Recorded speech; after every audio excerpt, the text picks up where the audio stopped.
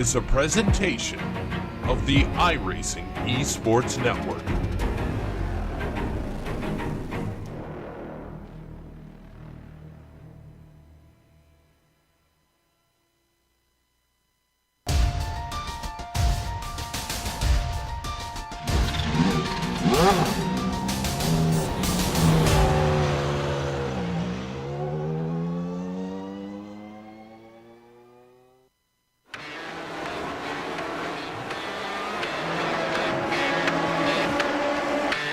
An icon reborn. A new season begins. Drivers must face off wheel to wheel with only one goal: to be crowned champion. Experience the competition and the glory days of early 80s IndyCar action. Hear the song of 500 horsepower Cosworth engines. Watch as drivers wrestle these ground effects cars into submission. Without electronic driver aids, it creates the perfect combination of man, machine, and speed.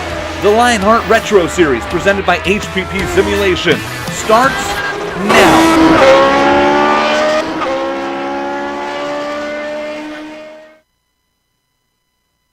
If you were to go to Spa in Belgium, drive about an hour and 15 minutes north, you'll run into what some might consider that other track in Belgium.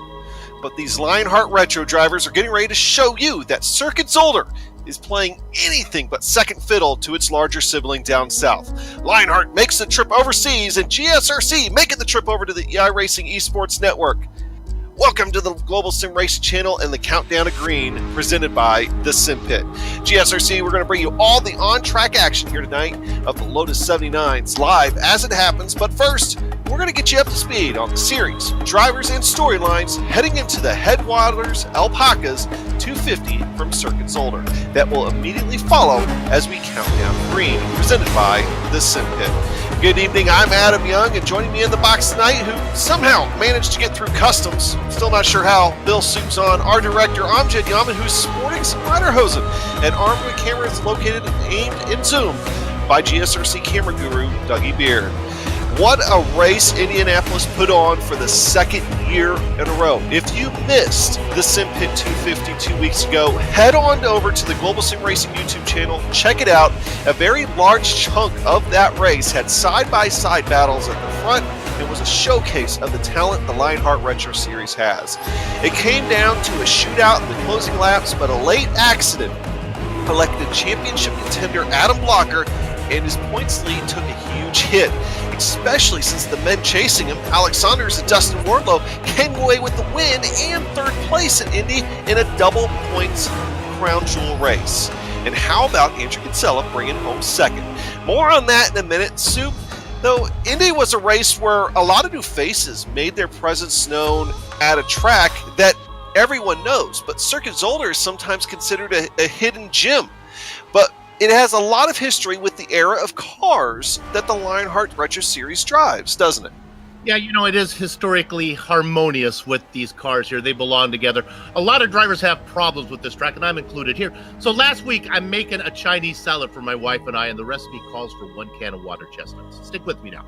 I go to the supermarket for a can, but the sale is buy 4 cans, get 1 free. Couldn't pass it up, so I ended up doing it, but I end up with 4 extra cans of water chestnuts that I don't need.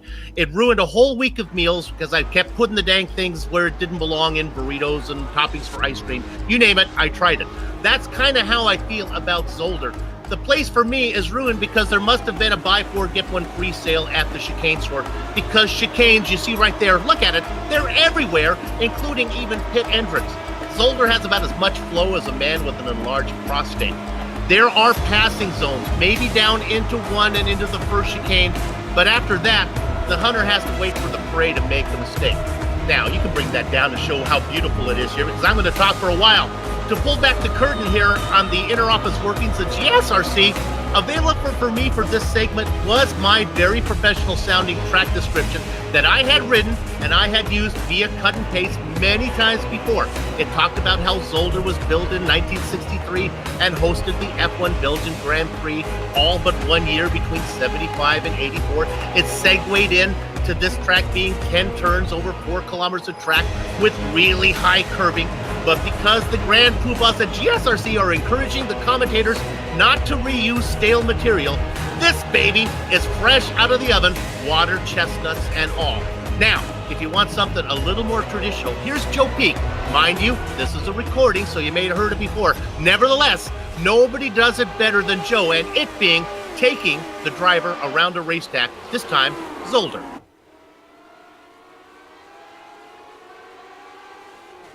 All right, we've got Stefan Schlacker in the GSRC Lotus 79, so let's do a lap around Zolder. Coming down the front stretch into Erst, this might seem like a good place to pass, but it's very tricky in reality. Cars tend to understeer into this bend, so avoiding sliding into your opponent can be tough. Quickly, you switch sides for Studenbach, which requires a pretty late apex. Plus, it effectively acts as one long turn through Canal as well. After that comes one of the most important turns of the track, Bianchi. This is a very fast sweeper, but getting a bad exit off of here will put you at a severe disadvantage. You see, it leads down to the Kleine Chicane, which offers an enticing place to overtake. But you also don't want to wind up side by side with your opponent into here because it's very tight and the curbs at the apex are terminally destructive to the car. As you power off of there, you climb over Butte and then brake hard yet again for Turleman. There's 3 apexes to hit in this fiddly little section. Being careful with the throttle will make a big difference since wheel spin can be a killer. Be brave and hold it flat out through the banked exit, then you'll head over the rise and set up for the boulder hairpin. If you ask me, this is the best place to set up a pass since it's one of the few braking zones that isn't a chicane. Just be wary of the over-under if you overshoot the corner a bit. Weaving through Rent is a bit of a non-corner, and then you've got the Ix chicane. This is another one where I highly advise keeping off the tall sausage curbs to preserve the car. And yet again, because of the immense power and low grip that this car suffers from in slow corners, a very sensitive right foot will pay dividends and keep any attackers at bay. But hopefully, if you've kept it together, you've now finished a lap around Zolder. And that lap guide description, as well as the entire countdown to green, comes courtesy of our sponsor, the Sim Pit, an entertainment channel dedicated to sim racing. Its mission is to bring you news, reviews, and information from around the world about sim racing hardware and software. It also focuses on what it takes to be a better sim racer with instructional videos and how-tos that will help your performance on the virtual track. Check it out at thesimpit.com. Well, thank you for that, Bill. And we've got a lot of storylines heading into today. Of course, Lionheart Retro Series. Hey, first time here on the iRacing Esports Network. Kinselia Raymond, who incidentally just got done calling the AdPro race in Indianapolis for GSRC. And if you, after this broadcast, of course, go check that out. Came down to a last lap shootout. Won't spoil the ending for you beyond that. So, but he is also the cleanest driver in the series. He only has had 13 incidents this entire year, so he's averaging 1 per race, and 4 of those came while at Indianapolis. We got caught up in a late race accident. And can the newcomers repeat the strength that they showed at Indy? So those newcomers really took the field by storm last week. Well, ultimately, though, they all ended up having trouble toward the end of the race, but they definitely made their presence known. And, of course, will Dan Guerin's luck turn around since returning to the Retro Series? That's something we've been following as well. But, Sue, perhaps the biggest story as the season starts coming down to the wire, the Driver and Teams Championships. Yes, absolutely. And let's take a look at those right now. We will start with the Retro Series Driver Championship presented by HPP Simulations. These numbers reflect the best 10 of 12 possible results, take into account the 2 drop races allowed for in the rules. Now, if you're going to have a problem, don't have it at a double points event, but that is just what Adam Blocker for Adrenaline Motorsports had happen. His 15th at the Brickyard, coupled with a win by Alex Saunders, moved the Nighthawk driver into the lead by 30 points north of Blocker. The Candyman, a.k.a. Dustin Wardlow, is sticky, hanging around just 59 points back for Raven Motorsports. Wardlow and 8-Ball Motorsports driver Michael Goodman each have 1 win this season. Now, how quickly things can change. One round, you're 27th in the standing. The next round, you're up 11 spots to 16th. Let's give a big IESN and GSRC welcome to the overlay salute to Brian Beard of Skidmark Motorsports. Amazing what a 4th place finish in a double points event will do. Let's go to the team championships now. And this is brought to you by Clipping That Apex. Who do we appreciate? 246 8-Ball Motorsports. That's who. They won the day at Indy, closing the gap to Raven by 40 points and moving around Adrenaline Motorsports. Ron Hacker was 5th. Justin Weaver was 6th, and Michael Goodman was 8th. This commentator has been telling you all season long to keep an eye on Nighthawk Motorsports. Along with being the coolest painting ever painted, go ahead and Google Edward Hopper. Alex Saunders and Greg West, granted, Alex did most of the heavy lifting, but nevertheless, they tallied 162 points to pick up another spot on the chart. Look out, No Name Racing. One word, Nighthawk. Adam? Yeah, and of course, the rookie standings here. Well, Alex Saunders, of course, he's just been taking the year by storm. We talked about the newcomers last week at Indy. Well, he was a newcomer at the beginning of the year, and he's just taking the entire field away. So he's leading the rookie standings for sure. The race for a long while was on for second place, but Michael Goodman has been able to pull away, thanks in large part to that win just a few races ago. And of course, Brian Yazzie back there along with Justin Weaver and James Kahula. That's your top 5 there. And of course, Lionheart sanctions both this Retro Series and the Big Sister IndyCar Series. And always want to mention that both campaigns honor the memory of the original Lionheart, Dan Weldon. Let's go ahead and look at those Retro Series details, Soup. And these series details come courtesy of the Sim Pit. Now, you know, GSRC is pleased to be part of the iRacing Esports Network, and we've been working on many things behind the scene to improve our product, one of them being secondary audio programming, or better known as SAP. It's still in development, but this gives us a good chance to break it in here. For example, when I read the series details, Amjad's going to turn on the SAP, and everything I say in English will immediately be translated to Spanish. English speakers, just read along with us. Okay, here we go. Turn it on. All right. Whoop, turn it on. Temporada 2. Carrera 18. Coche Lotus 79. Preparar sólido y clear bárbaro. Dinero y premios $4,018.91. There you go. Worked pretty well. As soon as we get the Mandarin working, we're going to have that for everyone to use whenever they need it. Adam? Good job, Soup. I can't do it that well. Hey, and of course, the reversal of roles that Soup loves so much. Soup, you're going to be the weatherman. Hearing the wind could be a bit of a factor today, especially into the last chicane. Okay, I'm going to talk about the weather. You're going to explain how it affects the racing going on. Okay, you see right there, it's a little bit cloudy here. In fact, it's a very cloudy, but that's Belgium. That's how it usually is. 80 degrees Fahrenheit. We're an American series, even though we're in Belgium. All these drivers are from the U.S., so we're going to stick with that big F right there. 92 degrees on the track. The sun's still working pretty hard. That's a pretty hard temperature. Now, here's the deal. You look at the humidity, 1%, the fog, 0%. Adam's going to talk about this westerly 19-mile-an-hour wind, Adam. That's going to really play an effect on how this track plays out. Yeah, it really is. I mean, and of course, you know, even in iRacing, a wind speed of 6 or 7 miles an hour already seems magnified, and the wind here today is just cranked up to 19 miles per hour. So what that's happening, though, is that is giving people a massive tailwind going down the backstretch into that really tight chicane, and I'm wondering maybe some people are going to overshoot that. And of course, also the flip side of that gives people a massive headwind going into turn 1, so might see some drafting going on there too as well. But I think that wind at 19 miles an hour, that's definitely going to do something here for today. So, well, qualifying is now over, and we're going to go ahead and make our way over to the HPP starting grid. And when it's time to go sim racing, nothing beats the feel of a true hydraulic braking system or HPP simulation. Designed and manufactured in the USA on state-of-the-art CNC equipment, HPP's hydraulic pedals and their accessories set the standard for simulation racing. For more information, please visit hppsimulation.com. And of course, a little bit of a technical difficulty here. That's okay. Me and Super are gonna do this radio style here for a minute, possibly. Actually, here we're good now. Okay. So Alex Saunders, though, taking the pole. Surprise, surprise. Big lap, 1:19.856. Alongside him, it's gonna be Adam Blocker. Justin Weaver and Dustin Wardlow, the Candyman, make up row 2. In row 3, you're gonna find Michael Goodman and James Brandt. Dan Guerin is going to be sitting in the 7th position inside of Travis Jagerliner. And then in row 5, David Altman and Greg West. Samuel Ryman, fresh out of getting out from behind the microphone, slipping in behind the wheel. He's going to be in 11th. Not too bad. He was able to get into qualifying time as well. He's going to be inside of Brian Beard, who we talked about, coming off that great jump in the standings. Yeah, pretty big qualifying effort there out of Sam. I mean, this might be one of his better ones of the year, I believe, here so far.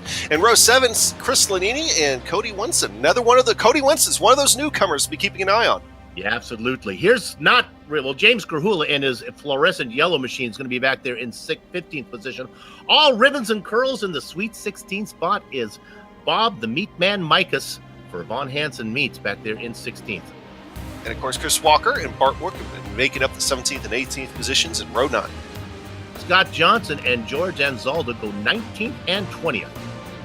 In 21st position, you'll find Mark Amuck, and 22nd, Mark Cohn. And I'll round out the field here. We got 23 cars out there right now. That'll be Robert Dudley. So, the roof pace car is out there getting ready to take the field around. That's a good time to go ahead and talk about some of our onboard cameras here for today as we're going to around Circuit Zolder slowly at first before those engines really kick on. First up, George Anzaldo in that 6 car. He's starting 20th, so he's going to have a big view from the back in that Turf Monkey onboard camera. Moving up just a little bit, Justin Weaver, 66 machine. He's riding on board with the butt kicker onboard camera for the 8-Ball Motorsports. A butt kicker moves actual mass, producing a heptic immersion that's powerful and accurate. And in the 07 car, we'll find Scotty Johnson in the Headwaters Alpacas car. And hey, also, I believe he runs and owns and operates Headwaters Alpacas. Alpaca fiber is warmer and softer than wool. Check them out at headwatersalpacas.com. So, all right, field is set, Soup, and guys are pacing. We're going to get underway here in just a moment. Any final thoughts before we go green? Did a lot of researching for this race, but I got sidetracked. I learned about alpaca fiber. I know more about that than I care to now. It sounds really good. Our sponsor is really neat, so check them out. You can order lots of cool soft mittens and stuff. Alpaca, softer and warmer and not itchy like wool. You know what I'm going to do? I'm going to order a scarf and wear it like those World War II aces, you know, when they fly in the yeah. Because I think you're thinking of World War I, but yeah. World War I, that's what I mean, World War I, yeah. In the biplanes, yeah, because I race with a Rift, and I'm always getting like this chafing as I look over my shoulders at the car, so that's what I'm going to use it for. I'm just talking right now, because we have a little ways to go. Well, I think one thing I'm going to be following here, Soup, is something that you always like to call, of course, when we do the Absolute Beginners League, is the early peel, late reveal strategy. I think that could play a role here for today. Who is going to pit early? It's a funky pit window here for today. These guys can maybe go between 21, I'm hearing, and 24 laps, depending on how fast you're on the pedal. We could see guys pitting for a scheduled pit stop as early as lap 5. If we have time before they get to we can bring up the race analysis. Yeah, there it is. yeah, You see right there. We're going 51 laps. There's our pit window, and we see go 23, so it really does open it up. And there's the incidents. Yeah, and of course here, these guys got to watch those incidents. That's what we talk about Samuel Ryman being the cleanest driver in the series here so far this season with only 13 incidents. It's bragging rights, but points are on the line as well. If you get too many, you get docked points in the standings. Of course, you saw a few minutes ago just how tight those point standings are. Okay, you're getting ready to go to green. They're down the front straightaway. They're on the hammer. Alex Saunders is away. Gets a big jump on the field over top of Adam Blocker. Adam Blocker is going to be having to fight off Justin Weaver here very early on. Alex Saunders is able to pull away just a touch as they go through one, while Justin Weaver and Adam Blocker are fighting side by side. Look at Dustin Wardlow. Dustin Wardlow coming from 4th, gets a little bit squirrely getting on the throttle off that curb. That's going to cost him a little bit of time. He's going to have to give up that position and the fight to Adam Blocker, at least here momentarily. But here we got that chicane coming up in just a moment, Soup. That could change things a little bit.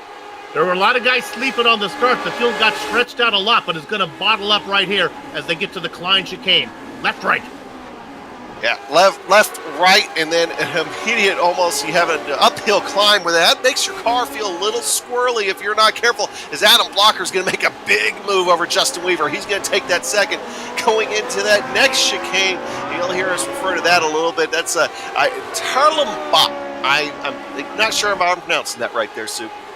Yeah, for the sake of everyone watching, I'm going to call that corner 7. That'll work. That corner 7's actually more like the 4 corners. Yeah, it goes on forever. It's part of that chicane, and then it goes all the way around. Now they're into 8. Now they're heading to Jackie X. This is another chicane coming up. And this chicane, if you've ran Circuit Zolder before, sometimes that little straight offshoot that you see, but here today, it's the normal Grand Prix layout where it is a very tight chicane, and that's where we're thinking that guys can get a bit of a tailwind going down there and getting pushed in while coming into turn one, where Adam Blocker's at right now, and Justin Weaver, as you see on your screen, that can be a little bit of a headwind going into that turn one. But as of right now, it looks like Alex Saunders is pulling away slowly from Adam Blocker. That is not all that surprising. We know Adam Blocker is very good on the long run, so Alex Saunders trying to make up what ground he can now and move away from him, give himself a little bit of a cushion. But Alex Saunders, I mean, he's already won on a road course this year, so he's looking to get some more here today. RSOG guys making a move. Greg West just got around David Altman as he moves up into ninth place. You know, something I should have mentioned on the track description if I wasn't so busy talking about water chestnuts is pit entry here. It can be kind of silly because it's right on that final chicane, and a lot of drivers can pit. If you don't make it clear, you can get rear-ended going into pit lane. Yeah, it is a definite possibility. We've seen it in other series that we have covered here on GSRC. Soup, one thing we didn't get a chance to talk about in the pre-race show was regarding this series. So looking now at a battle here between Greg West and David Altman. David Altman getting a good look. David Altman already has some wing damage, and he's going to be able to make that pass over Greg West. Greg West trying to come right back on him. Not quite able to do it just yet. See if he's able to get any kind of momentum here going into turn one. David Altman's going to force him to the outside when we go through one here. And these guys have been battling that early. Oh, almost. Greg West lets off the gas just in time. Soup, what I was getting ready to talk about, though, is this series. If people have been watching the iRacing Esports Network, this is the first time the Lionheart Retro Series has been on this network, but this is their 13th race of the season, and these guys, they run all the different road courses, all different styles, and also all different ovals, too. In fact, next week, we're going to be at Iowa at a short track. Yeah, it's about 1/3 road, about 2/3 oval, so it's a nice mix. A little different than what we currently do in the Indy League, which is probably more road than oval right now, but it's a good mix, and it switches it around a lot. It makes the championship really interesting. It does. As you're watching David Altman going off track a little bit, of course, riding on board right now with Brian Beard. Brian Beard himself has a big challenge. Samuel Ryman is all over the back of Brian Beard. We flip that camera around. Let's look out the rear wing and look at Samuel Ryman back there. And he's getting hungry out there. Sam's usually one of those guys that kind of lays back a little bit. You hear about him at the end of the race, but he's getting after it here today. Yeah, Greg West got around Altman, but now Altman is being chased by Beard. We talked about what a great run he had at Indianapolis. Ryman right in there, and then the yellow car of James Krahula. They're coming right at you. I love that camera angle. Of course, all the cameras here on GSRC are produced and made by Dougie Beard with the custom camera sets, and he does just a fantastic job with these cameras. Overall, great shots, great onboard cameras, and a great pass attempted here, possibly by Samuel Ryman, and he's going to give it up just a little bit over top of Brian Beard. Honestly, you're not missing anything up front. This is where all the action is, right here with Ryman and Beard and Krahula going at it. Yeah, if you're curious about what's going on up front, Adam Blocker is now falling almost 3 seconds behind Alex Saunders. Alex Saunders continuing to march away. So this is the battle on the racetrack. We're hearing something may happen with Justin Weaver, and honestly, what I'm wondering... Well, he's lost a position to Ward. Yeah. Well, one thing I'm wondering is, I did a few practice laps with these guys a little earlier on, and he also had some blinking trouble, too. So I don't know if that was it, or if maybe he had an off-track. Oh, big slide coming out of that first chicane. Right on board. That ain't a blinking problem at all. That's called the back end coming out from you, and that's a case where that butt kicker would really come in handy. I bet you can feel those tires hop when you get on sideways. Nice save by Justin Weaver to keep that car in one piece and actually relatively keep it straight and only lose one position. So the Candyman, Dustin Wardlow, up to third, racing out there in the DeWars Candy Machine. Weaver back in fourth. James Brandt quietly sitting in fifth. And one more thing about Justin Weaver, of course, he drives for 8-Ball Motorsports. 8-Ball Motorsports, as you saw on the Teams Championship, coming from third up into second now in the Teams Championship, and they're trying they're trying their best, I think, to make a run at that team's championship in the later stages of the season. Of course, they just passed General Motorsports and Raven Motorsports, who is very consistent. Raven Motorsports, that's why they're up there. But they're going to make a run of it, I think, here, Sue. Yeah, the team championship, a big part of what goes on in the iRacing Retro Series, as well as the IndyCar Series. Of course, if you watch the Lionheart IndyCar Series, you'll see a lot of the same names over there. There's a lot of cross-pollination between the two series. Hey, let's go ahead and check in up front here for a little bit. It's been a while since we've actually been up there. Alex Saunders, as we mentioned a little while ago, continued to run away. And actually, since the last time we talked about it, he's added another second on top of Adam Blocker. So that gap now hovering right around 3.7, 3.8 seconds. And Adam Blocker is also stretching it out, too, over Dustin Wardlow. Dustin Wardlow now falling about 5 seconds now, almost 5.5 seconds behind Adam Blocker. And so that's your top three in the championship standings right now, with your top three in the racetrack, not necessarily in the championship standing order. Actually, they are Saunders, Blocker, and Wardlow. Sammy Raymond coming in. Hey, you know what this is, Soup? Go ahead and say it.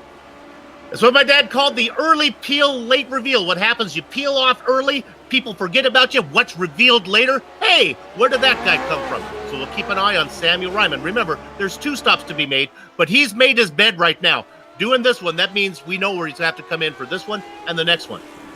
That's right. He might have felt that he was getting slowed down by some of the guys he was around on the racetrack and hearing something's going on. No, well, he was in that battle with Krahula and Beard and Altman. I think he thought he was faster. Now, talking to Sam before the race, he was thinking, I want to run long because it means he would run with less fuel the most time. If you just think about it, if you stop, make that pit stop early, you're going to have more fuel in your car when you're racing each lap. Right now, he has like 5 more laps of fuel in his car, and that's how it's going to be for all the way around. But he thinks it's better to come in now, and he can run some hot laps. Yeah, of course, he's being fought right now on the racetrack by Robert Dudley. Robert Dudley actually putting up a little bit of a fight here over Samuel Raymond. And he's going to move over and let him by that time. So very gentlemanly move. I think Robert Dudley is, I don't recognize him from last week. He might be new to the series even here for this race. So, milk judge, baby. Yeah, just out there, just trying to make laps and just trying to be clean. And you can definitely not fault a guy for that. Doesn't want to make a name for himself in a negative way early on in his Lionheart Series career. Now, everyone loves the milk that Robert Dudley was made his debut race last time. Here in Dustin Wardlow, maybe Dustin Wardlow might have had a problem and dropped a position. We've already seen a few guys sliding around. George and Zolder actually was just off track for just a moment. Yeah, it was, Weaver and Wardlow are the only guys who are changing positions. And actually, it was just, I think maybe Wardlow might have got a slowdown penalty coming out of 5, maybe picked it up before, but Weaver made the pass. And so Weaver now back up into 3rd, Wardlow in 4th. Yeah, and with James Brandt back there, right. He's right on the tail of Dustin Wardlow now. I think I might have found here, at least on my own, what happened, and see if I can describe it once I see it. Yeah, no, he got way loose in the chicane, and almost in the same spot that Justin Weaver did just a couple of laps, but not quite as dramatic, but slowed him down enough that he had to give up that position to Justin Weaver. So Justin Weaver was in 3rd, made a mistake, went to Wardlow. Then Dustin Wardlow was in 3rd. He made a mistake, went back to Weaver. All this going on ahead of James Brandt is just watching him make mistakes in front of him. Keep going, James is saying. Yes, Bart Workman's going to be another one of those guys that's coming down pit road here early. We're only working lap 8, and he looks like he might be taking tires. Oh, car in the wall, Brian Beard. Well, you had a nice Indy. You couldn't follow it up as we went across the pond to Zolder. Watch what happened here on the GSRC replay. Right along with Brian Beard in that burgundy and gold machine. Fear the Beard. And, well, I think that wall basically said, I don't fear you at all. kind of took that one and ran with it there. But one thing I want to point out here, Soup, for people that have never ran a low downforce car here, hey, Amjad, if we could go to the nose camera on one of the cars that's getting ready to go through one of the chicanes, I want to look at the curbing and these chicanes and the fact that you've got some of these actually have those very high sausage curbs. You see them there on the right. And they've been known to damage cars. So if you see a car with a bent up front wing, that is going to be our primary suspect here for tonight. Potential it was one of those sausage curves. And we can stay on this view here for just a moment too. Going through turn 1 now, we come through turn 2. If you look to the outside of turn 2, between turn 2 and turn 3, you'll see a few more of those sausage curves that kind of poke up out there. So you definitely don't want to run wide through there, or, well, you could very well damage your car. Yeah, I've spent a lot of time racing here as we go to P4. I've raced in my little MX-5, though, that can take those curves a lot better than these guys do. The chicanes are really fun here in those underpowered cars with a little more suspension. Look at this Wardlow. We look at above, that's in the kind of white and red machine. That's Dustin Wardlow. And there is James Brandt. Don't know if Brandt has the legs to get him. Of course, Brandt, I think, is a newcomer. No, Brandt's been around a while. Okay. But he is definitely hanging with Dustin Wardlow right now. Dustin Wardlow, actually, ever since he had that moment there, he's been falling back quite a bit. So he's now almost 15 seconds now behind the leader. So Dustin Wardlow not having a normal good day. I think right now he's got an ill-handling race car and just really wants to bring the thing home. He still has 41 laps to go before we are home. Brad indeed has been around. He's raced the whole season. His best finish so far was the 5th at Phoenix. Yeah, James Brandt had himself a few good consistent finishes at times and been up there at times there in the season. But somehow, and some of those tracks also is really coming to some unfortunate luck in the closing stages of the race. So definitely hoping that doesn't happen here for today, as he is on the hunt for Dustin Wardlow to try to move up an extra spot here in the top 5. Dustin Wardlow, look at those big rear tires on the Lotus 79 really start to slide. He's able to get it gathered up. James Brandt not able to take advantage. Another battle that might be developing here a little bit. Go back to 7th and 8th position. Dan Guerin and Travis Jagerliner. Travis trying to hunt down Dan Guerin. Now, Dan Guerin, Soup, is a guy that he started the season running exclusively the IndyCar series and came back because he wasn't having a lot of luck, and unfortunately I think some of that bad luck he's been having has followed him. We know he's a fast guy and he's a fast, clean driver, but just doesn't seem to have the luck here as late. He was having plenty of luck. It was just all bad. Right now he's in 7th. Jagerliner running him down. You know, 3 spots behind these guys is James Krahula, who might be our hard charger. He started in 11th. He's up 15th, and he's worked his way around some big names. He's worked around Lanini. Now, also, Ryman pulled out. He's still a leader of all the cars who pitted. Ryman was in this mix as well. There's Krahula. And speaking of Seamus Ryman, of course, he was the first car to pit, so we'll see what happens here when everybody else starts to come down. But he is currently running in 21st position. But Bart Workman was another guy that came down pit road. Now, we're hearing that a lot of these guys probably won't take tires, but Bart Workman did. So it's going to be interesting to see what happens with that, particularly toward the tail end of the race. Moving over to 15th position. You got a little bit of a gaggle here. We got Cody Winston. Cody Winston was one of the newcomers last week at Indy, and trying to show that not only can he drive on an oval, he can drive on the road course as well here at Zolder. And he is facing a challenge from Scott Johnson, Chris Walker, and Mark Cohn. So out of those 4 cars right there, three of them are newcomers. Yeah, get to know these guys. They're having fun racing back there. That's what's beautiful about this series. There's good racing all the way through the field. Nice 4-car battle here as these guys are still on the lead lap. The last car on the lead lap, Samuel Ryman, who made that pit stop. He's about 1:06 back. Tires. You talked about tires. Yeah. I'm not even going to venture a guess on tires. Alex Saunders said to me, and he's dominated the series, he said in an interview he will never change tires again. So these are rock hard 1979 tires. They go for a long time. one of the things that of course, that was also an oval too, which you would think in some cases, not always, but some cases would be harder on tires. But there's a backstory on that for folks that aren't familiar with the series.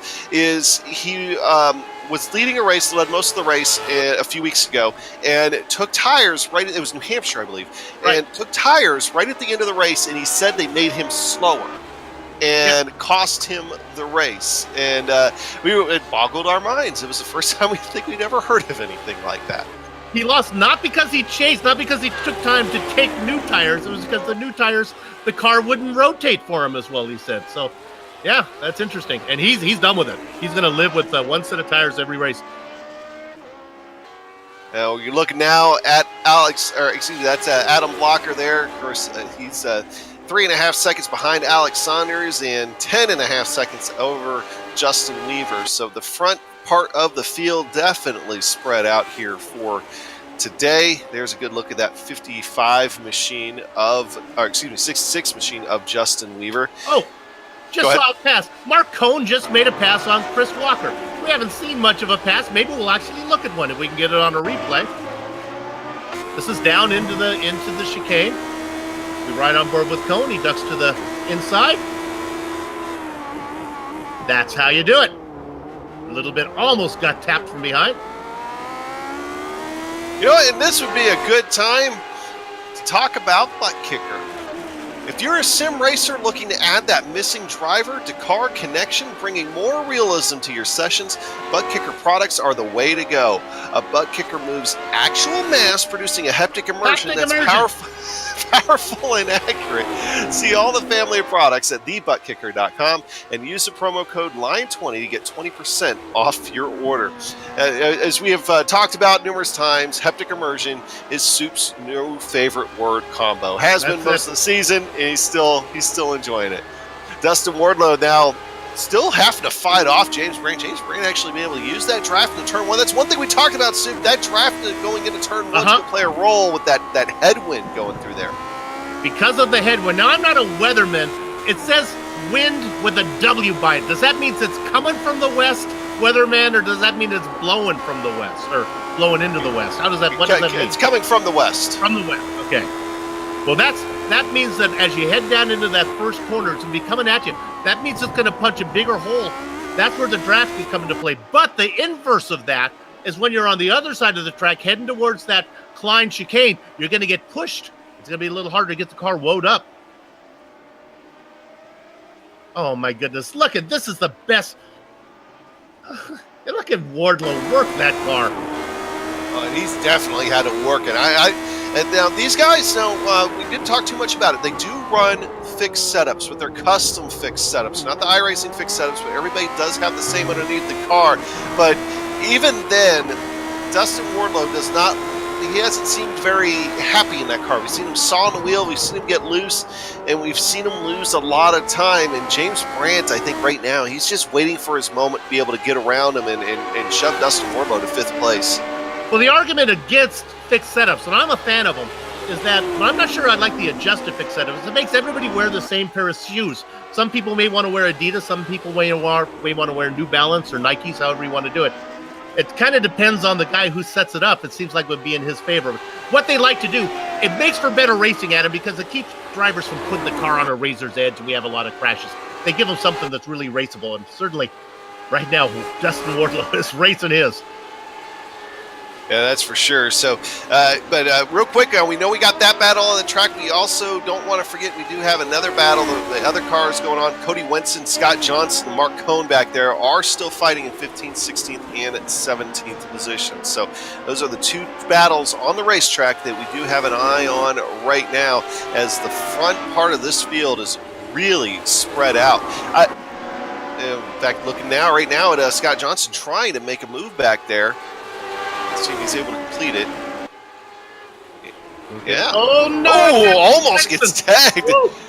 And now it's another part, Soup, that we were talking about is with that tailwind through there, people might blow that chicane a little bit, and we almost saw that happen right there. That's as riding on board that Headwaters Alpacas on-board camera.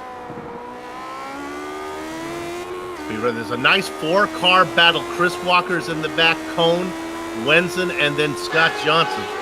You gotta wonder how Scott's feeling right now. Every time he looks in his rearview mirror, I think they're adding cars behind him. So the pressure's on him right now. And a matter of who are these guys? These are all Wenson, Cone, and Walker, relatively newcomers. Boys, they dive down into that final chicane. Oh, Dan Guerin's around. He backs it into the fence. Oh. And rear wing is damaged on that vehicle. I don't know if he had any suspension damage, but that rear wing is definitely not going to be good. Just puts a wheel off, and I think it just broke loose on him from that point. A little bit of dirt and glass on that tire.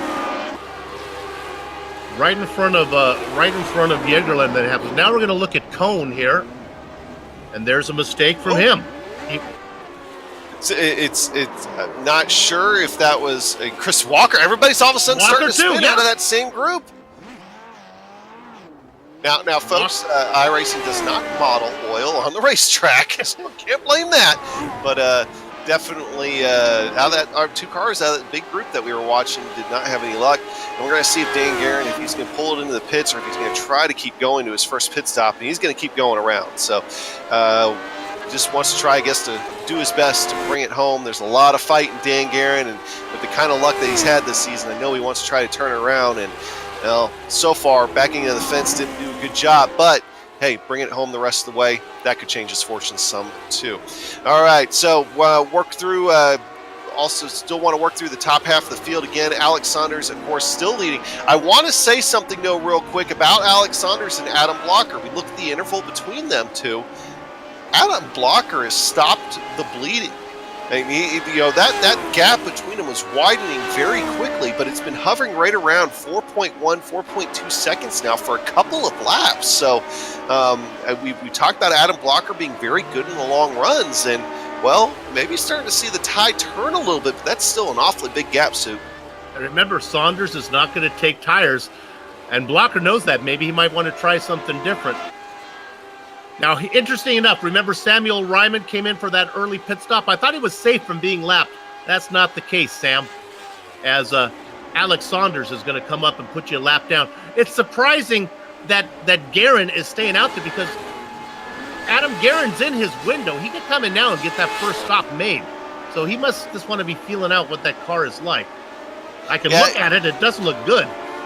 Really, it's just that rear wing that's tweaked. So, and very well might not be affecting the car, Soup, as much as what we think it would. But, I mean, being in these cars before, having driven them, I would think it wouldn't be feeling good. But you never know. So obviously it feels good enough for him to stay out there. And really, I think in that whole exchange, they're only lost 2 spots. So still has a chance to try to make up some of that on pit road. Is Chris Walker, one of the cars that we were watching a little while ago, have a spin. He is on pit road now. One retiree here so far, we talked a little bit about him earlier, that's Robert Dudley. He has pulled it into the pits and decided to call it a day here, at least so far. So that is one guy that will not be around at the finish of this race. So 22 cars remain on track. That is already a fan favorite. Hate to see him retire so early. Now everybody's coming in. This will be interesting. Remember, Ryman made that stop. I don't think Ryman's going to get some of these guys. See Mark Cohn taking tires. Yeah, right. Sam is going to be quite a bit ahead. Of course, he didn't take tires, and he probably also didn't have to put in as much fuel as what some of these other guys did, depending on the fuel load that he had at the beginning. But the tires would definitely be the biggest difference right there, I think. Yeah, he just got around George Anzaldo, who has yet to make his pit stop, so something's going wrong there with Anzaldo's car. Now, coming up is Blocker. He's going to try to put these guys 1 lap down as well. Of course, the leader's already gone by. There goes Blocker in the familiar blue machine. Hey, pass for position. James Kahula over top of David Altman. They're going at it side by side. David Altman really throws it in there. He's going to be able to hold James Kahula off. Ooh, my goodness. He took it around the top side. Kahula, I told you, he's been coming. He's our hard charger. Now he's down in here again. I don't think he's going to have another opportunity until 1. Boy, he does not have a good run through the Klein chicane, though.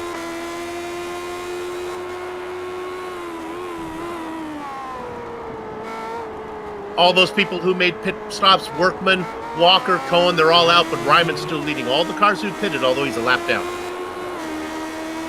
And that's not too surprising given the pace that Alex Saunders has put down, which, by the way, Adam Blocker's been able to shave off half second off that lead just the last 2 laps. Ooh, look at David Altman. That back end came out from underneath him there for just a split second, but he kept his foot in it and straightened out.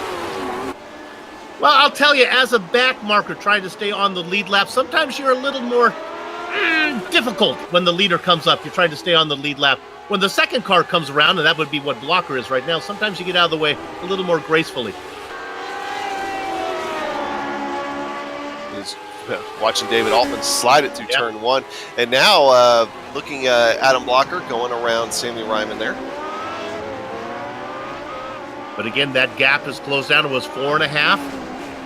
It's now, it's back up to 4.2 as Blocker got held up behind Ryman.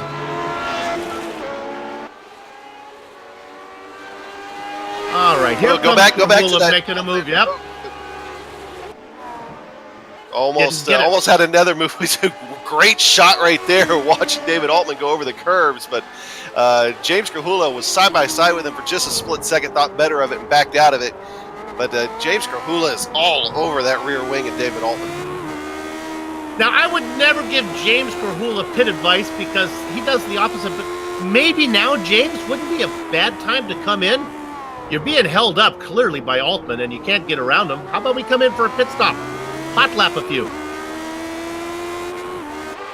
James saying, "Thank you, Soup. I'll do it my way." Well, we'll see. He backed off David Altman a little bit. No, he's not going to come in this time. And David Altman, though, when we see the front of his car again here, when the shot shifts in just a moment, you'll see the wing damage I was talking about, some of the sausage curbs can cause, because he has been riding those curbs really hard, trying to get every little bit of advantage that he can, and that's been tweaking that front wing quite a bit. What's interesting is these guys are beginning to gain on Dan Guerin. Remember, these guys, you look right there, you see the numbers. It's 2 seconds from Guerin back to Altman. I really think as Krahula could ever get done with Altman, Guerin would be an easy mark as well.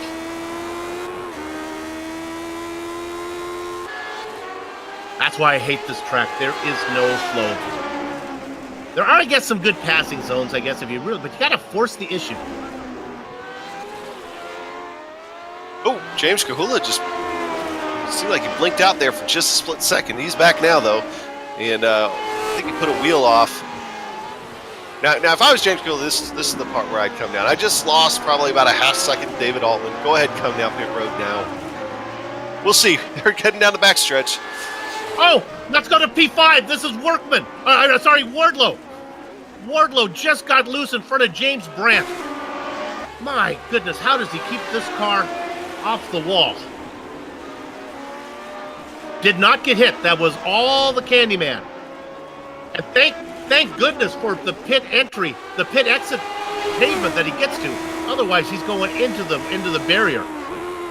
Right, it almost looked like he just kind of broke loose going into turn 1 and ditched it into the gravel to keep it from being a bigger incident. And, well, that's going to cost him a few spots, obviously, with pit stops on the way for those guys. All right, and there we have another one in the pits. That is, that's Alex Saunders. Oh! So, first of our leaders to come down pit road. Blocker has clear track ahead of him right now. So, Adam, if you want to just put in some hot laps, you're good to go for a while. At least potentially a few laps before that tank runs dry. That might be the determining factor there. But he's got a light tank, so why not? I mean, if you want to put in some hot laps, now'd be the time to do it. We saw him shaving a lot of time off that lead there in the last couple of minutes. There comes James Brandt down pit road. And I talked about pit up there as well.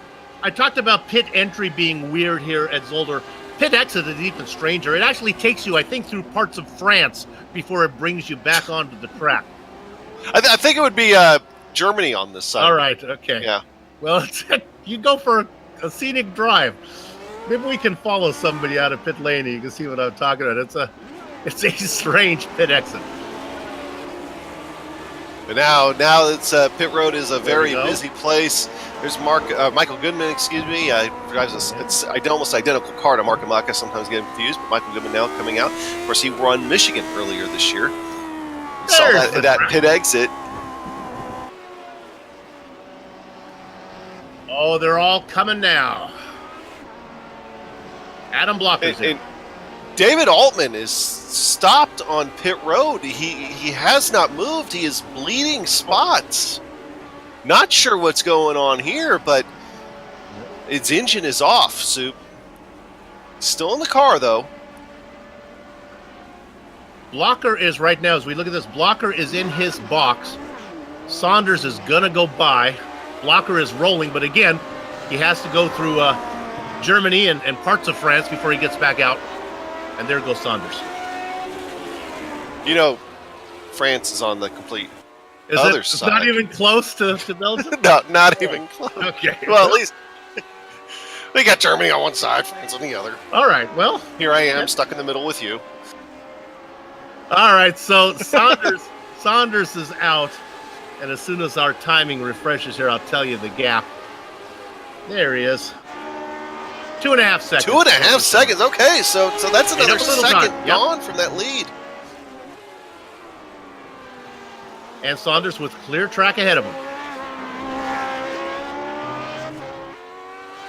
For David Altman fans, he just tried coming back out on the track, and I think he might have had an accident on pit exit. So he's still out there, but that front end is definitely all messed up now. And of course, he lost a lot of spots being stuck on pit road.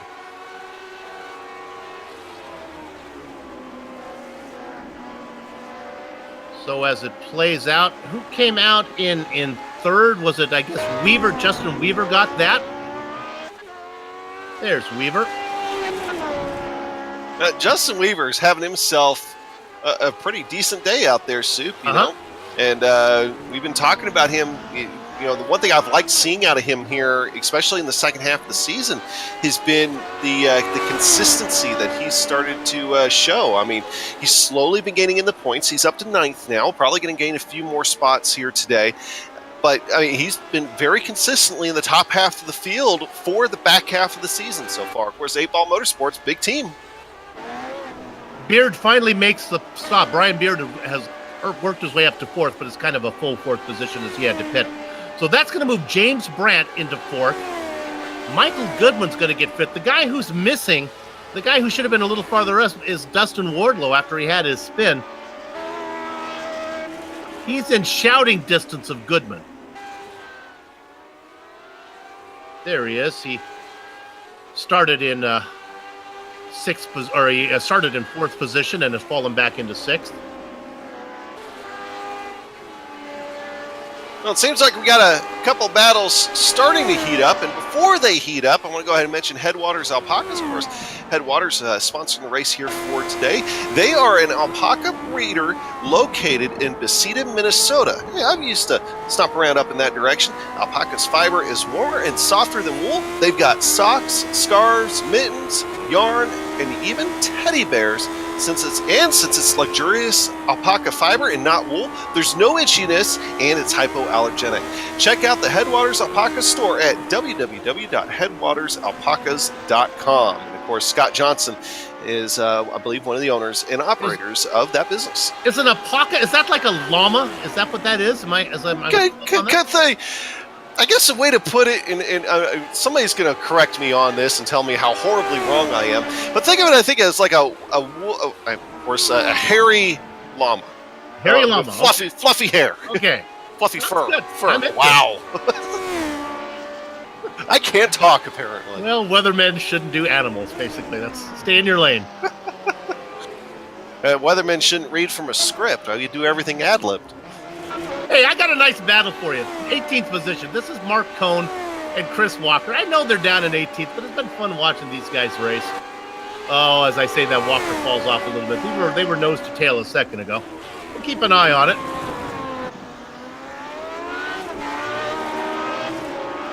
Now, up front, Alex Saunders, real quick, is that that lead that we were watching. And actually, just as I get ready to say something about that lead, that next time they went by, he gained about another half second. He had fallen off a half second, but gained it right back almost right away. So Adam Blocker is holding on to the ground that he gained on Alex Saunders in that round of pit stops. There, you're looking at him to come at you. You can see both in the same shot.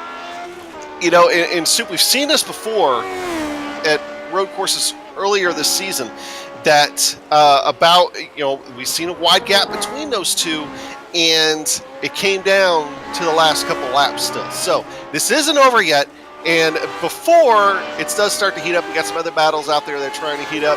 We're going to go ahead and take a quick break here on the iRacing Esports Network and GSRC. We'll be right back.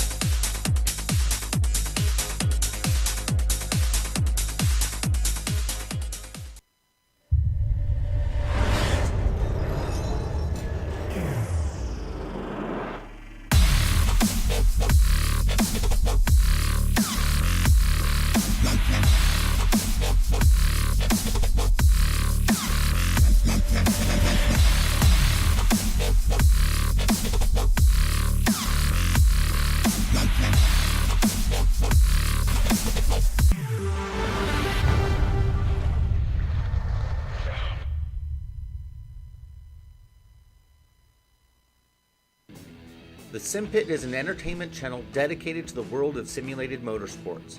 The Sim Pit is a leader in providing the sim racing community with news, reviews, interviews, DIY pieces, and instructional videos to make sim racing a better experience for all. Check us out at thesimpit.com or go to YouTube and just search for The Sim Pit.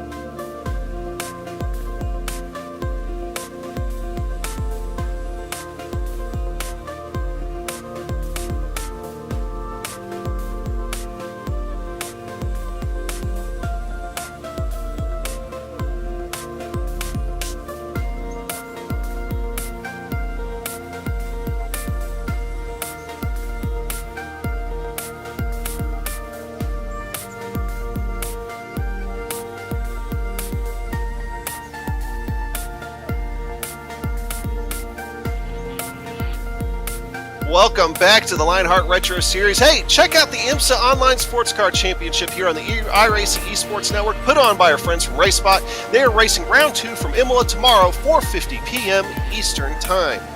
Coming back to the action here, Alex Saunders, that lead has fallen off to a second and a half over top of Adam Blocker, at least the last time by. So 1.6 seconds now there on the live timing and scoring. So Adam Blocker, Soup, tell us what you found out about what Adam did. Well, we know Alex Saunders doesn't like fresh new tires, so he didn't take them, but Adam Blocker did. Probably listened to the broadcast, said, I know what's going on, I'm going to do the opposite. So Blocker takes tires, and sure enough, I think it's working for him, and honestly, it's only going to work better for him, I think. We'll have to see. Of course, they did get stuck in a little bit of lap traffic that Alex Saunders had trouble getting past, but Adam Blocker had less trouble and saw a lot of that lead disappear then. But then Adam's just continuing to chip away at it now. Of course, now down to 1.3 seconds, 1.4 seconds. That's... Well, we got a race for the lead here. Could have happened here before too long. So as we head into the later stages of this race, now only about 21 laps to go. Okay, we were talking about James Krahula being, here we have, looking at another car coming. Is that Ryman? Ryman was running down Krahula. This is going to be interesting. Krahula, remember, was trapped behind a car for a long time. He came in and took that pit stop. He just took his second pit stop. So Krahula doing his little splash and go right in the middle. This will be interesting here. Krahula's through the final chicane now. I don't know if Ryman's going to get out in time. Ryman is rolling. This is going to be interesting. Of course, Ryman's going to be out in front. Unfortunately, again, he has to meander through the Belgium countryside before he can find the track. Krahula is going to pass him. And of course, great helicopter-esque Yes. shot there from Dougie Beard.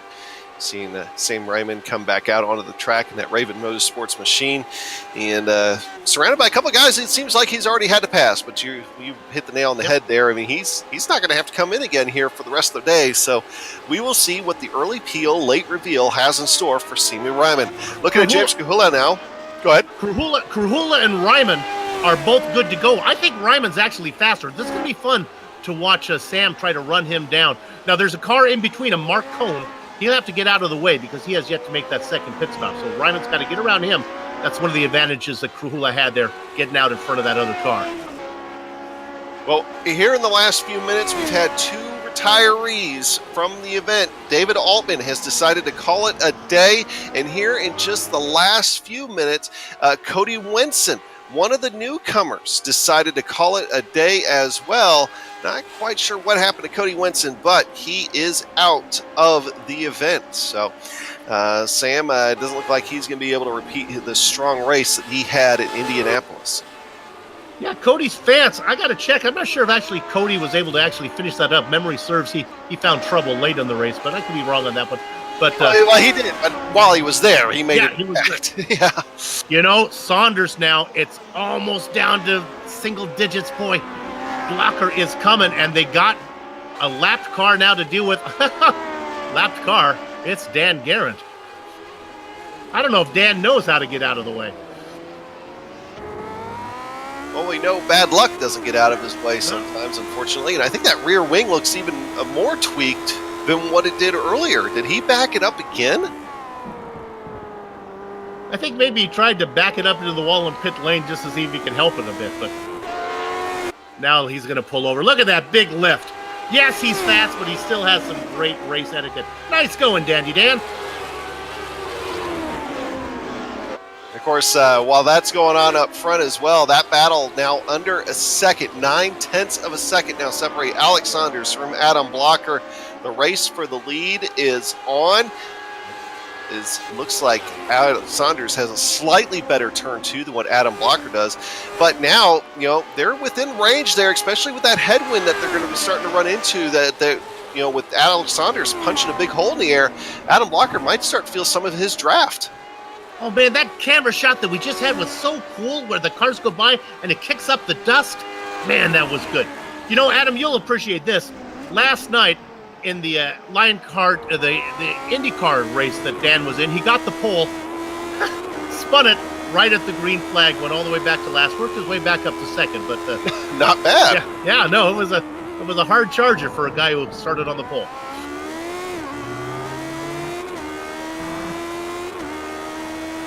Justin Weaver running in third just had to get around a gaggle of lap cars, and one of those lap cars just spun it around. That's Chris Walker. He's pointed the wrong way at the moment,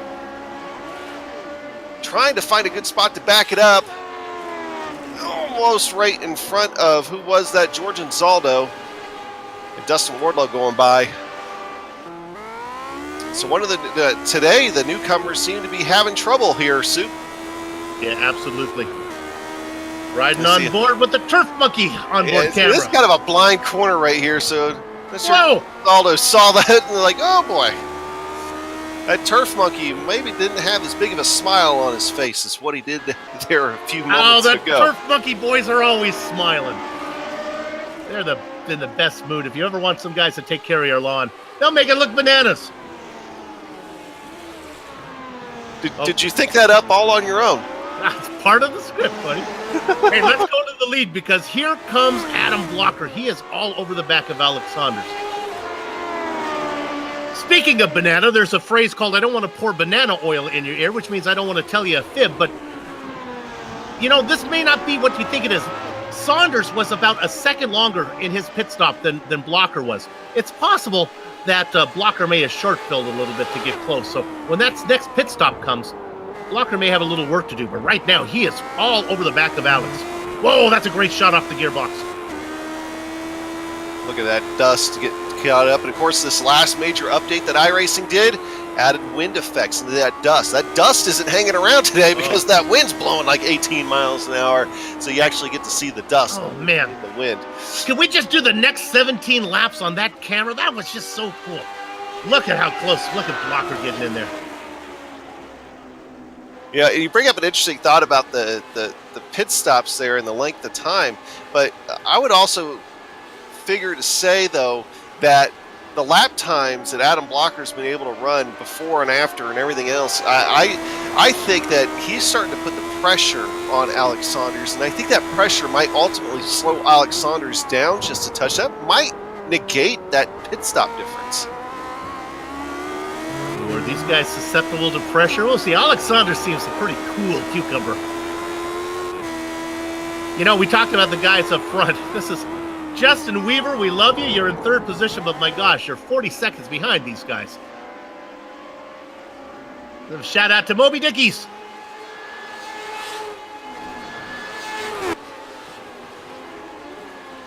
And of course, we've got one more shout out for a sponsor we got to give here for today, HPP Simulations. HPP is awarding a Formula Racing wheel valued at just under $1,500 to the season champion. So these guys, Adam Blocker, Alex Saunders, they got a lot on the line. They both want this wheel.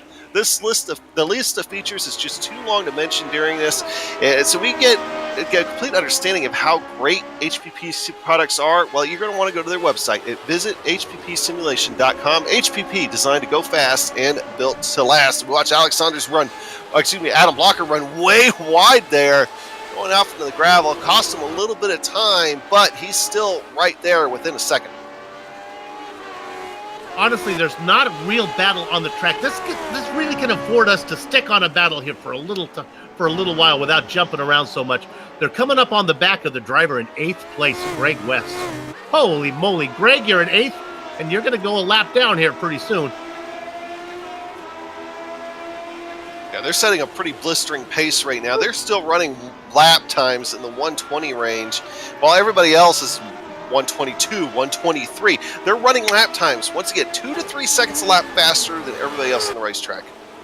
Now remember, Blocker went a lap longer than Saunders last time. It's possible, and again, I don't know if Blocker short-filled, it doesn't work. It's possible Blocker could just sit back here and do one hot lap once Saunders comes in, and then see if he can pass him that way. Now they're going to have some work to do because up in front, they got a pinata full of bees. Mark Cohn just came out of the pit lane. George Anzaldo is up there as well. He's on a different lap strategy. And then, of course, there's Greg West. Oh, look at the rookie. Get out of the way. Cohn, when he gets out of the way of one, gets out of the way of two. Nice job, Mark. Yeah, they got George Anzaldo up next, and then Greg West as well. Bart Workman's not too far up in front of that group. Anzaldo wants no part of that getting into the chicane. He timed it perfectly. He just basically parked the car before they got there, let the guys go by.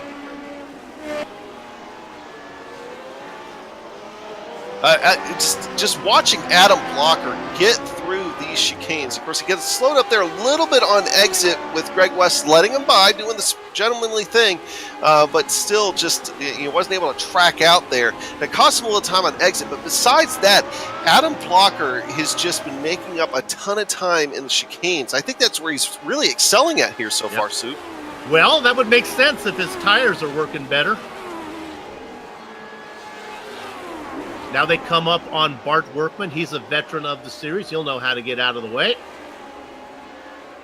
Yeah, me and Bart Workman used to race a little bit together, and even when he was with Texas, raced a little bit with my team. And so Bart Workman's a good guy. He knows what to do.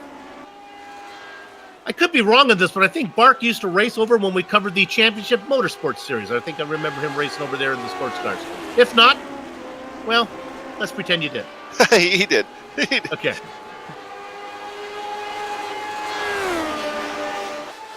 Actually finished 8th in a Championship Motorsports race last night. That was a lot of fun. Oh. Yeah. Okay. Hard Charger Award coming from the back in Formula Renault car. You're making fun of me for driving the Formula Renault car and being a backmarker in an absolute beginner's league. No. Hey, at least I got my backmarker bear claw for that. Series. Absolutely. Oh, look at this. We're on board now with Blocker. I'll tell you one thing about Belgium. They make some pretty racetracks, don't they? Holy moly. They really do. I mean, I'll be honest. I was looking at the Google Maps around this earlier today, and it's pretty neat scenery. And just the fact that you got houses that are less than like a tenth of a mile off the I think turn 8. So it's pretty neat. All right. Well, Saunders keeps that gap. He slid a little bit through turn 1, but I think Adam Blocker did too, so no loss. Well, I tell you, this is one of the rare times where we actually don't have a battle. The best battle out on the track is between the two leaders. We usually get our emails saying, why don't you guys cover some of the battle? You guys are not, there's no battle back there right now. Yeah, I believe these are the only 2 cars, I know for a fact, on the lead lap that are within a second of each other. So there's that.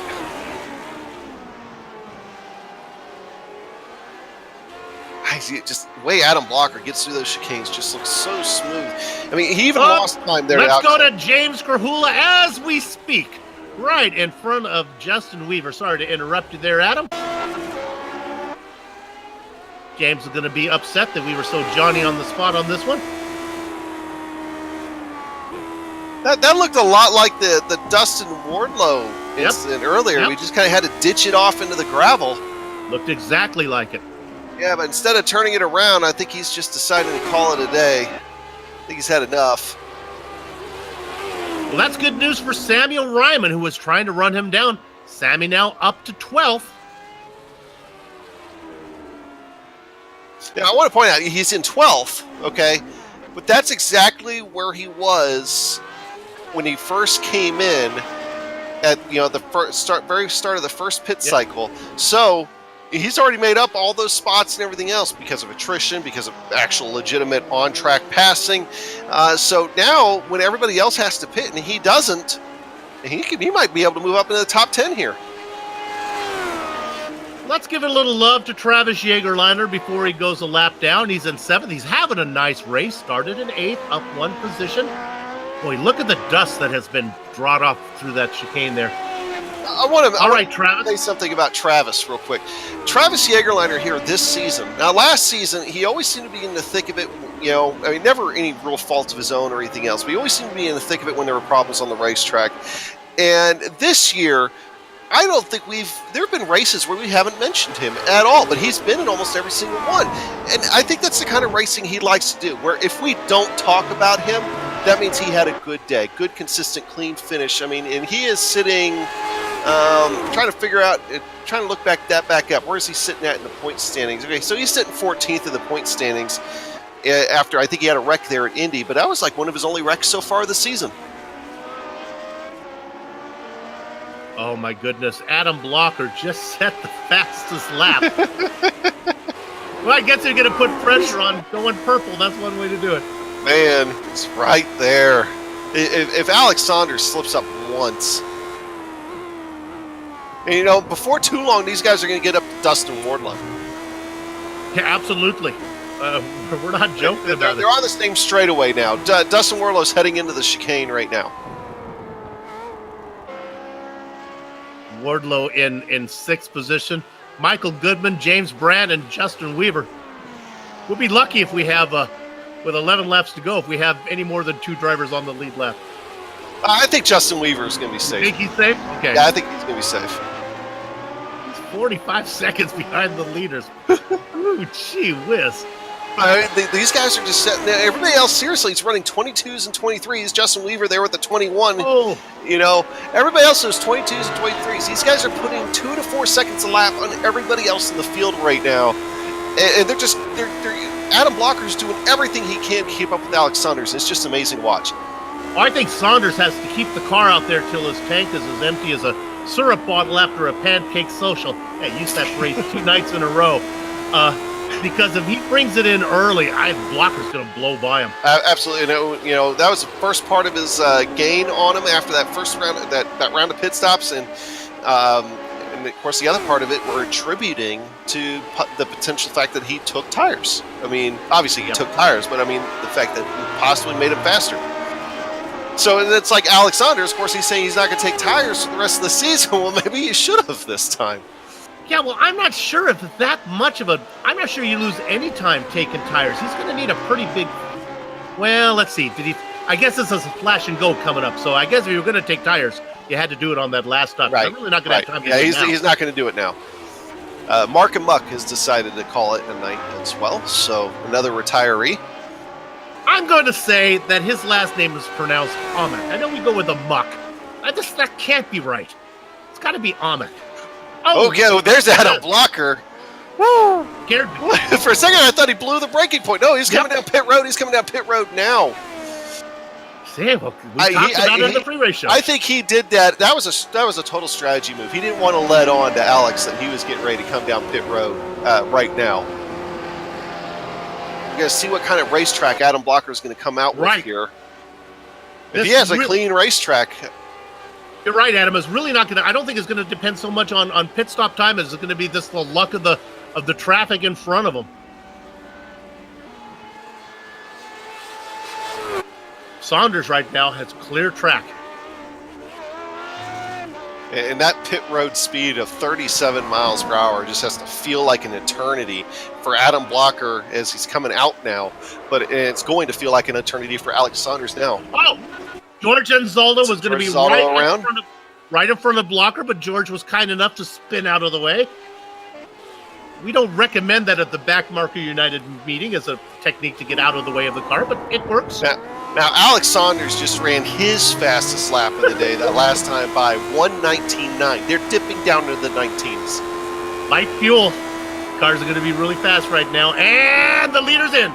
Oh, he couldn't afford to stay out.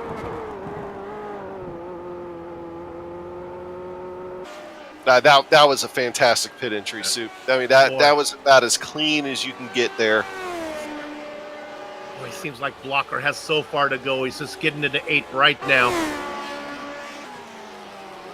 But Saunders has yet to get to his box. Yeah, 37 miles an hour. It's real slow. Blocker on his way to the Jackie X chicane. Alex Saunders just hit his box. I think we're good. I think Blocker's going to get him. Blocker out of the final chicane, crossing the start-finish line right now.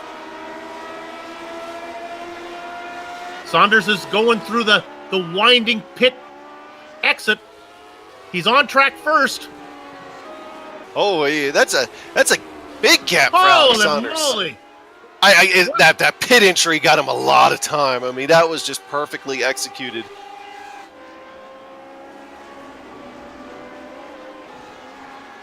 That gap is now extended to almost 3 seconds even. Can Adam Blocker use what time is left to shave any time off of that lead? Saunders was a second faster in his box, just what we expected. We thought that Blocker may be short-filled, and Saunders says, pay me now, pay me later type thing. Rumpelstiltskin coming for the baby. Saunders was able to have a shorter stop and that great pit entry. That's what does it. But the tires are old, and he's got 8 more laps. 2.8 seconds. 8 laps to go. I don't think Alex is safe yet. I don't think he's safe, but he's definitely doesn't have to feel pressured. Well, I'd like to say usually when the front guys come in, that the next guy who hasn't pitted inherits the lead. That's not the case for Justin Weaver. He's still in third. And he hasn't made his last pit stop yet. But you are now only 18 seconds back, Justin. Well, I mean, positives, right? Moby Dickey's car is going to win best in class. He's a best of the rest. How about James Brandt? A little love for him in fourth since we don't have a battle up front. Oh, here comes James right now. Going to make a stop.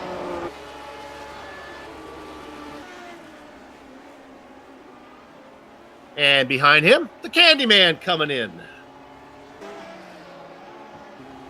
You know, Dustin Wardlow had a pretty active first half of this race. Got it figured out for the second half, and started to be able to run good, clean, consistent laps. So he'll salvage a good finish here for today, but still going to lose a lot, at least some points ground to Adam Blocker and Alex Saunders. Well, he was playing leapfrog with Justin Weaver early on. Hey, Michael Goodman did not come in. Our seventh place driver going to stay out there a little while. Oh, Goodman's already made a stop. Okay. So I guess we're just waiting for Dandy Dan Guerin and the Meat Machine, Bob Mikas, to come on in. I think Alex Saunders is starting to pull away here, Soup. Just a little bit, just a tenth at a time. 6 laps to go here at Circuit Zolder. And Alex Saunders has just dominated the day. He had just a fantastic start of this race, able to get a great jump on the field, and has just been able to ride that wave the entire way. And as long as things can go his way here the rest of the race, I don't think Adam Blocker is going to have enough time to be able to catch him. Am I looking at this right? Dustin Wardlow just got lapped. He's in 6th. Does that mean there's only 5 cars on the lead lap now? With Michael Goodman? Yeah, there's only 5 cars on the lead lap. Oh my goodness, and Michael Goodman just has Mark Cohn as a buffer, and then Saunders is going to get there too.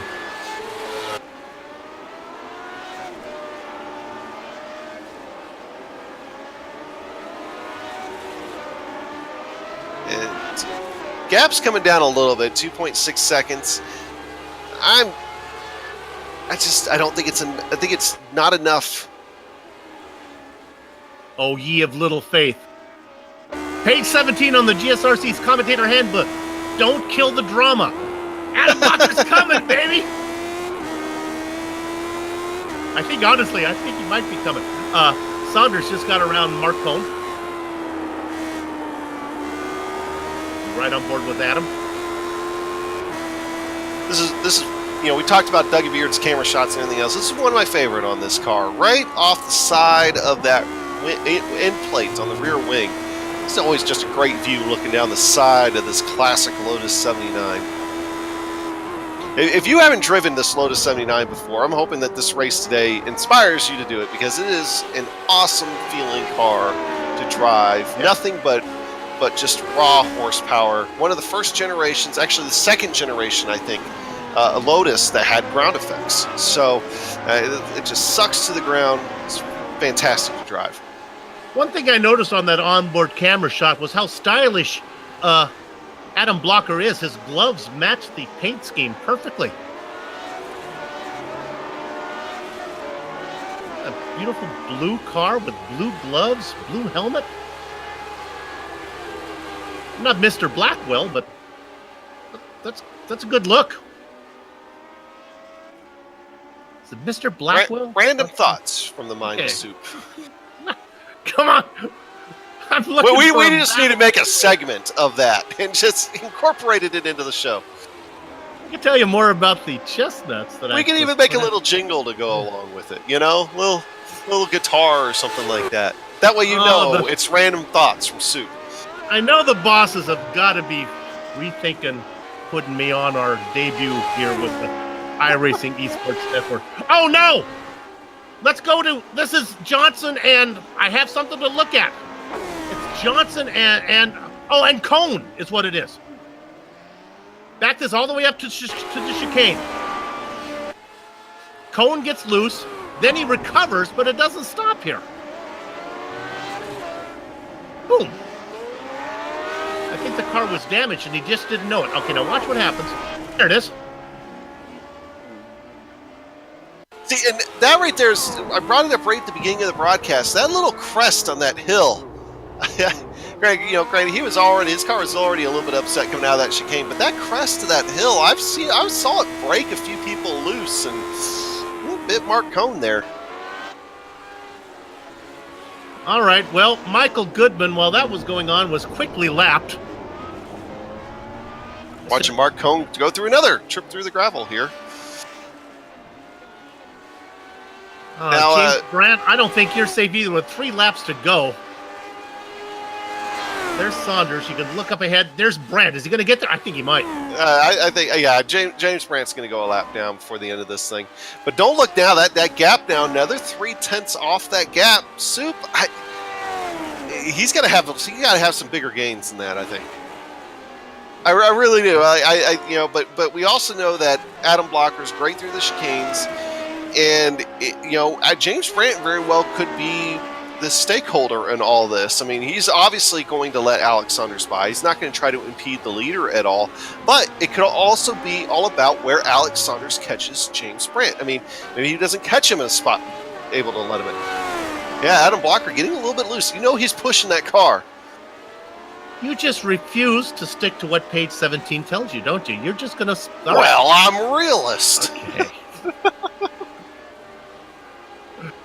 Yeah, I take page 17 out. Yeah, I'm on you. I don't think Blocker has enough here. We're running out of time. The real question is, will James Brandt be able to stay on the lead lap?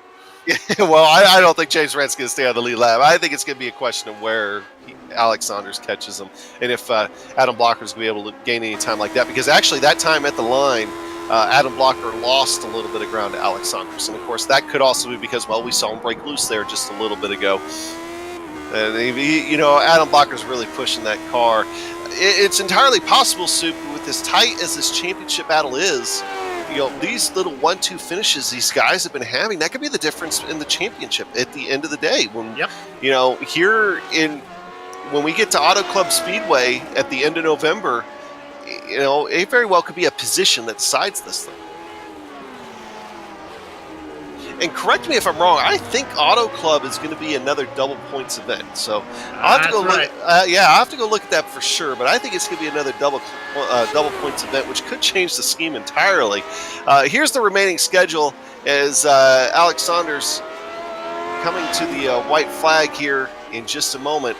The remaining schedule, we're going to Iowa next week, in fact, and then the week after that, we'll go to Gateway, take a week off.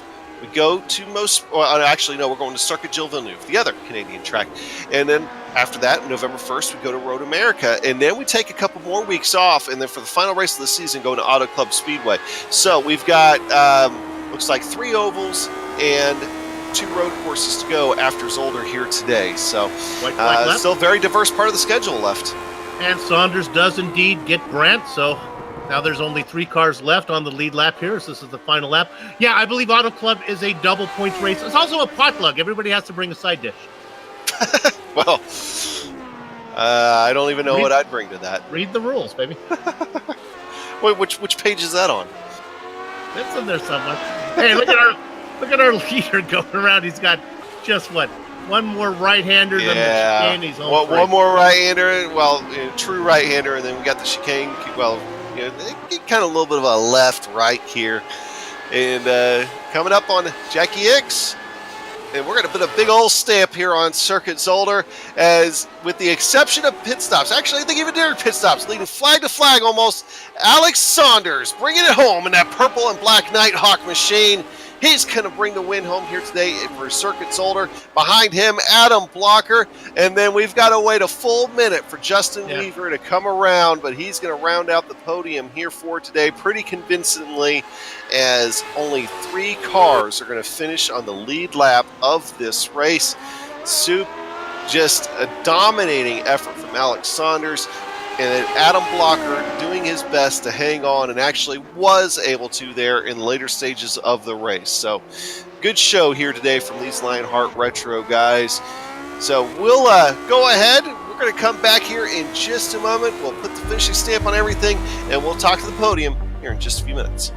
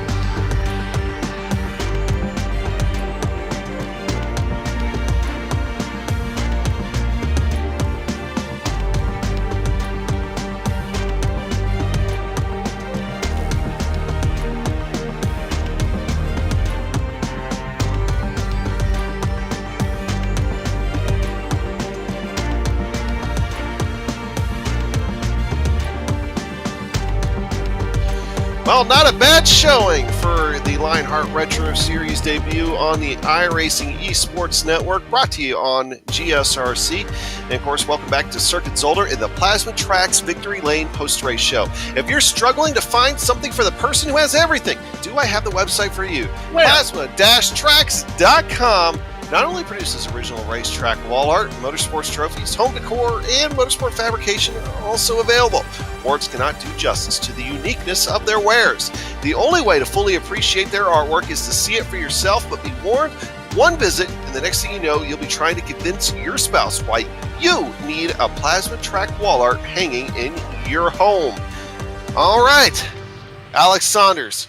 We've said it several times here this season, but he is coming home in P1 for today with just a dominating showing out there. Adam Blocker bringing it home in second. He tried his best to make a race out of it, at one point closing down to only a couple tenths of a second, but that last round of pit stops cost him a lot of time. Justin Weaver coming back in the podium spot, but almost a minute and 10 seconds down, and those were the only three cars that finished on the lead lap. Everybody else, one lap or more down.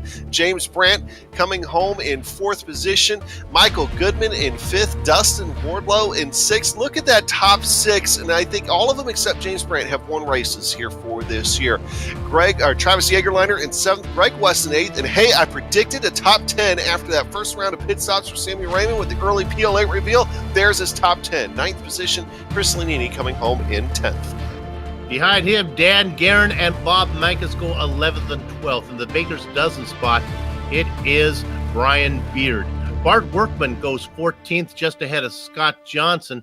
Chris Walker is all ribbons and curls in his Sweet 16th position. George Anzaldo in 17th, 18th, 19th, and 20th. Mark Cohn, I was impressed by what he was doing. He was Well, it was good at getting out of the way, but that's a talent as well.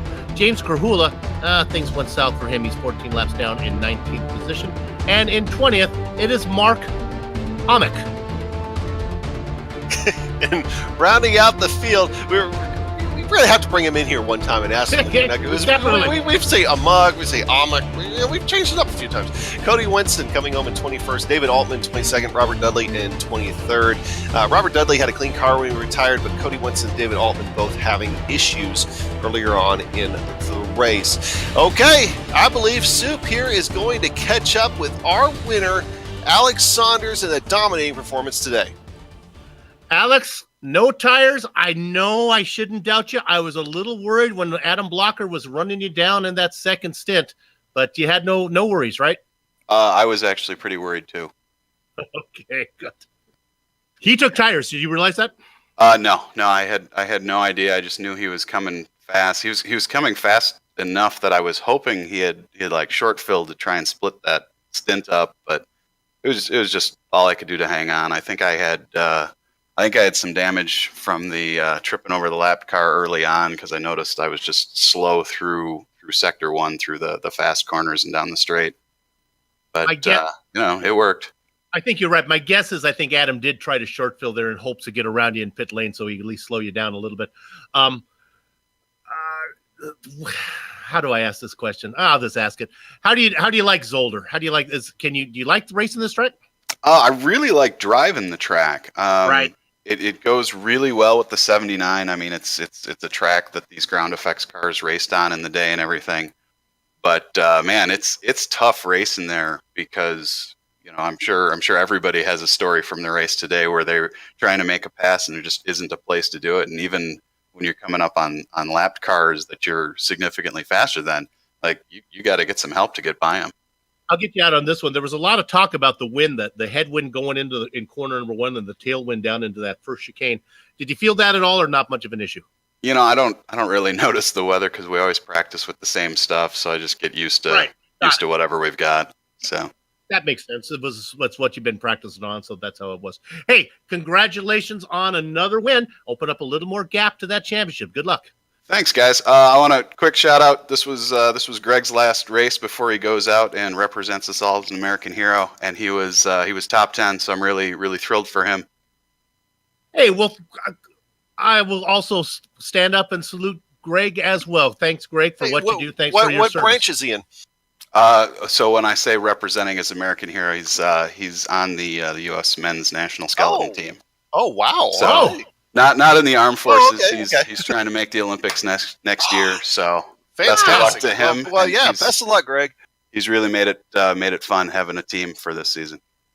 Absolutely. Well, somebody to watch when that time rolls around. Okay, thanks, Alex. Thanks, guys. All right, so that was Alex Saunders, your winner here for today. We're going to grab Adam Blocker, get him in the booth, and Adam. I think the question in all of our mind is the very first pit stop where you were able to gain a lot of ground on Alex Saunders.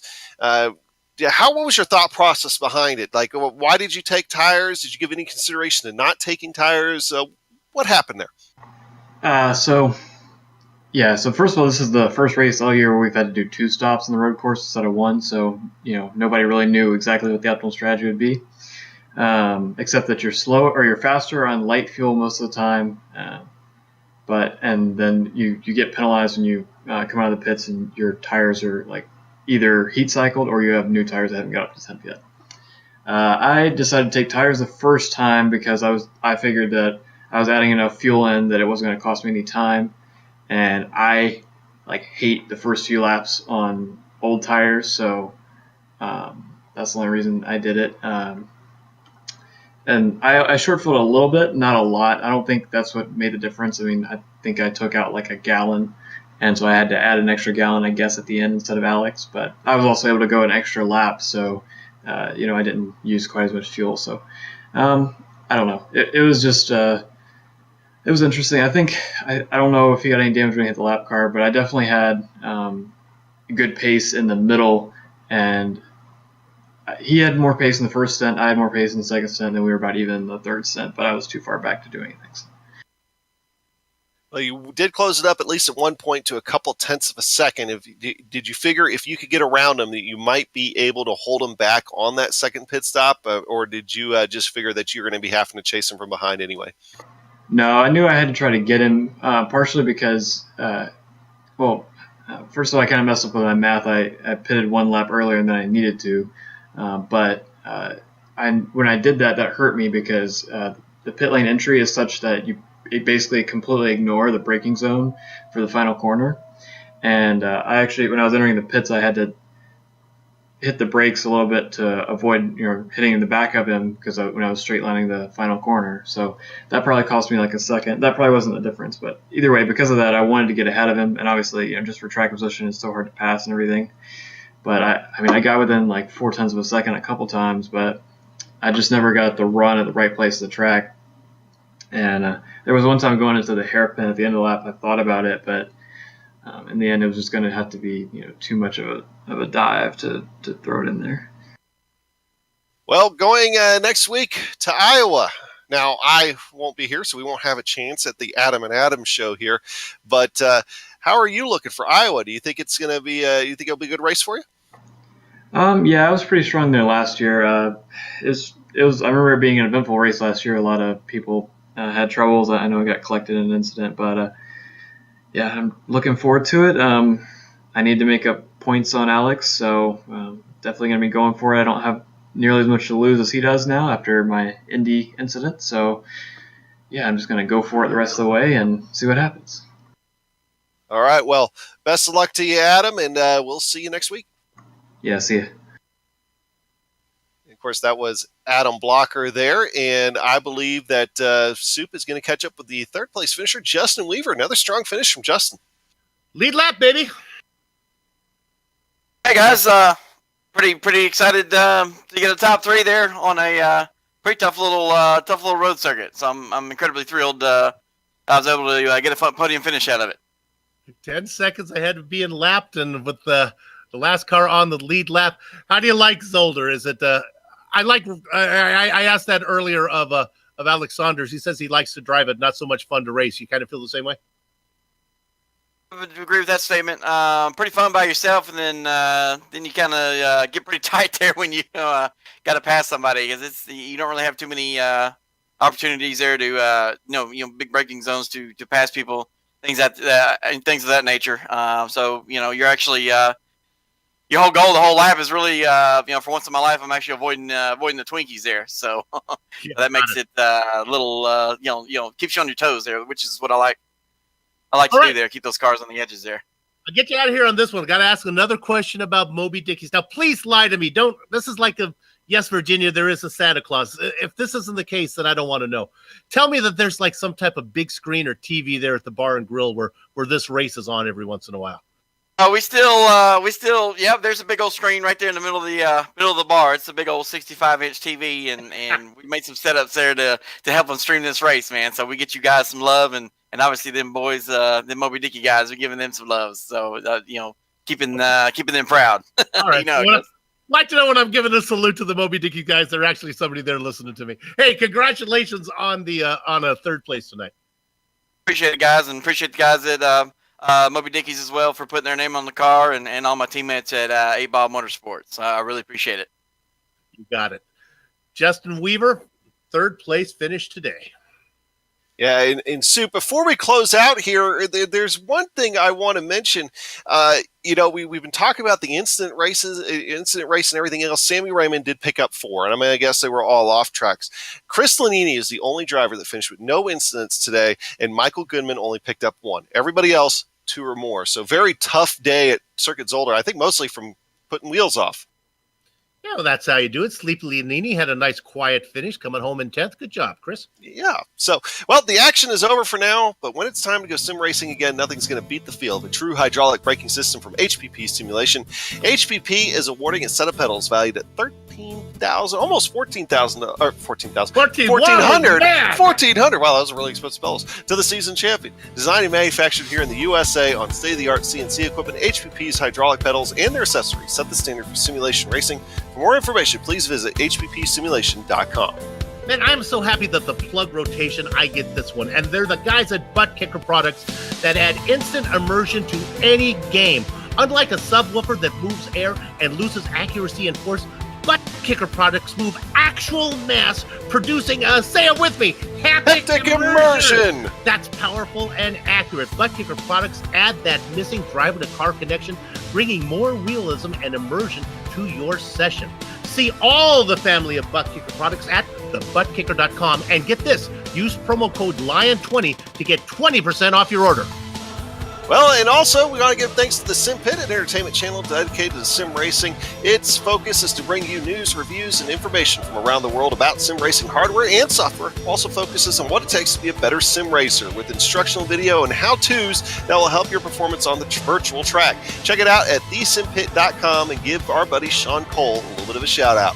And to contact any of the sponsors you see on the screen right now, go to LionheartRacingSeries.com, click on 2018 sponsors, read or scroll to the bottom where you can click on the company logo. On the screen now are just some of the company's equipment and software that made this broadcast possible. The iconic original music that lets your ears alert your eyes. You're watching a GSRC production comes courtesy of Erica Coleman and June Lalonde. See the screen for how to contact each of them.